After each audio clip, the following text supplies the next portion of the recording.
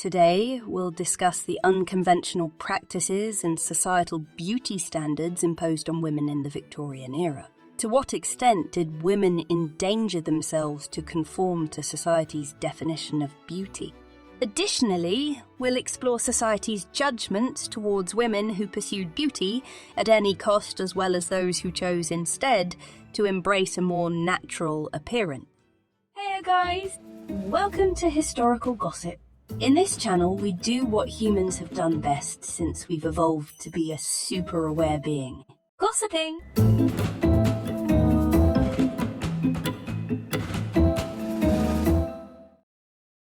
The ascent to the throne of Queen Victoria marked the decline of the use of cosmetics. The Victorian era was a period dominated by a strict moral code, religious values, modesty, and sexual restraint. The concept of Victorian beauty and elegance was tied to naturalness and sobriety. Therefore, cosmetics were considered something only women of questionable morality would use.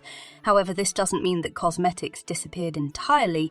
Respectable women would secretly buy them and choose those that would give them a natural appearance but closer to the aesthetic standards of the time. While actresses and prostitutes used bold colours in their makeup, the true Victorian lady sparingly used makeup, opting for delicate shades that emphasised the look of a fragile, delicate and sober woman. The term makeup wasn't commonly used until 1870. Cosmetics included anything that could be applied to the skin, whether medicinal or decorative, such as pastes, powders and paints used to alter the appearance of people with acne, smallpox scars or similar defects. All these products were available at pharmacies from doctors or, for the wealthier, ordered from specialised merchants abroad. There were also homemade versions that even the poor could afford. Actresses and prostitutes wore makeup, while ordinary women used discreet products and precious ornaments. The ideal of natural skincare gave rise to the image of the English rose, a healthy and beautiful woman with good values similar to the current no-makeup trend. The natural look was often achieved through somewhat unnatural preparations, mostly homemade. During this decade, the creme celeste became popular, a mixture of white wax spermaceti from a whale's head organ, sweet almond oil and rose water. This cream had moisturizing properties, covered skin imperfections, and gave a radiant appearance. It became a common emollient and makeup remover, also known as cleansing cream. Only young women were encouraged to enhance their beauty with cosmetics. Lola Montez, a Victorian writer and actress, said, "A mature woman in makeup is a horrible sight, a distortion of natural harmony, a renewed youth, but makeup was not the way to achieve it. Instead, face masks and other measures were recommended for women of a certain age to reduce wrinkles and promote a glowing complexion."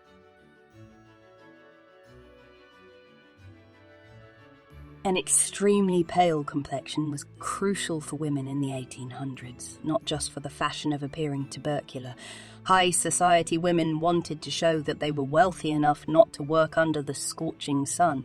The higher the social class you appeared to belong to, the better the prospects for a good marriage. The beauty standard was also influenced by classical ideal.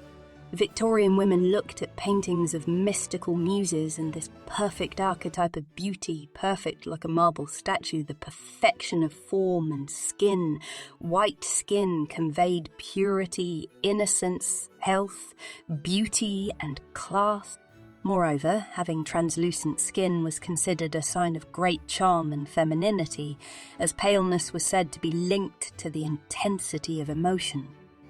Paleness had to be preserved at all costs, with bonnets, parasols and umbrellas. In addition, ladies would sprinkle their skin with zinc oxide, an extremely light mineral powder. They even painted very thin blue lines on their faces to simulate the effect of veins showing through an ethereal complexion. Another popular practice was to moisten lips and cheeks with beetroot juice, which, in contrast, would highlight dark circles and create a sickly look. Powders were available in blue or lavender to allow women to appear very pale, even in the yellowish haze of smoke and candlelight. To avoid using products on their cheeks, some women pinched them to achieve the desired rosy complexion.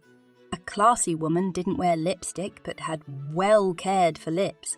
On the face and lower neckline, they used compact rice powder to have a uniform complexion and eliminate shine, avoiding looking too vulgar. Among the beauty tips of the time, the ugly girl paper or hints for the toilet was very successful.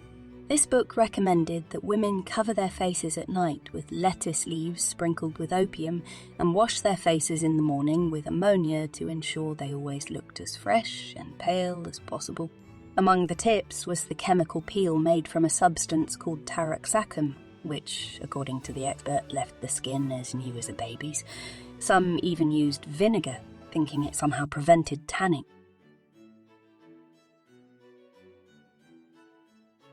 Arsenic was everywhere. Pale skin was encouraged with veils as well as products containing arsenic such as Dr. Rose's powders, small white wafer-like snacks filled with arsenic to eat. It was believed that these wafers could remove antigens in complexion, making women look younger and more attractive. Women were fully aware that arsenic was poisonous and addictive, but they chose to use it anyway to achieve their beauty ideal. Arsenic was commonly used as rat poison and was readily available at pharmacies. It was not uncommon for it to be used as a poison for murders of the time. Moreover, by the end of the 19th century, arsenic was known as a dangerous ingredient in dyes and billboards. All this did not stop Victorian women from taking arsenic in small quantities, considering it so effective in brightening the skin that they continued for decades. Women were not the only ones interested in arsenic. For years, it was considered a primitive version of Viagra enhancing male sexual potency. Arsenic is an extremely toxic metalloid that can be tolerated if taken rarely and in small amounts. However, prolonged exposure causes damage to the nervous and renal systems, hair loss, conjunctivitis, growths called arsenic warts, and vitiligo that causes loss of skin pigment. Constant and increasing doses caused thyroid enlargement and led to death as tolerance to arsenic increased. The person taking it also became addicted. In small doses, it caused euphoria or delirium, making people both physically and psychologically dependent. Unfortunately, it was used in every possible form, as hair shampoo, face foundation, and even as a snack, considering it a beauty vitamin that gave lighter skin and brighter eyes. If you're wondering why Victorian women used toxic or even lethal substances for makeup, know that in this era, using dangerous substances was normal. Toxicity was just one of the many things that could kill you every day. If you think the remedies for a natural look were dangerous, those for made-up women were even worse. These women covered their faces and arms with dyes and white enamels made with lead, which is corrosive. So the more they applied, the more they would have to apply the next time to cover the damage caused by the skin. Vermilion, also called red mercury, was a known poison but also a lipstick. Many beauty experts and writers denounced the damage these dyes caused to female beauty. Lead-based cosmetics could cause paralysis and nervous disorders. In 1869, one of the founders of the American Medical Association treated 3 young women who, after using lead-based cosmetics, had radial nerve paralysis, temporarily losing the use of their hands.